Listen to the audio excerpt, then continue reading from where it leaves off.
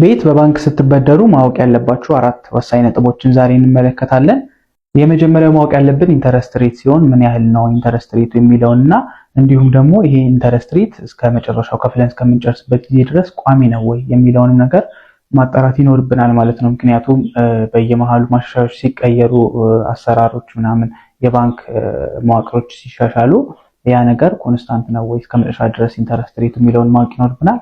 በሁለተኛነት ደግሞ ለምን ያህል ጊዜ ነው የተበደርነው የሚለውን ነገር ማወቅ ይኖርብናል። ምክንያቱም ጊዜው ሲረዝም የምንከፍለው መጠን ትንሽ ነው የሚሆነው። እንደገና ደግሞ በአጠረ ጊዜ ደግሞ የተበደርንበት የብድሩን የምንመልስበት ጊዜ በአጠረ ቁጥር የምንከፍለው መጠን ደግሞ እንደዛው ይጨምራል ማለት ነውና ሁለተኛነት ይሄንን ማወቅ ይኖርብናል። በሶስተኛ ደረጃነት ደግሞ የወር ገቢያችን ምን ያህል እንደሆነ ከምንከፍለው ጋር ተመጣጣኝ ነው ወይ የሚለውንም ደግሞ ቀድመን ማወቅ ይኖርብናል። የመጨረሻውና ዋነኛው ደግሞ ቶታል ኮስት አፍተር ኢንተረስት ያለውን ማስላት ይኖርብናል።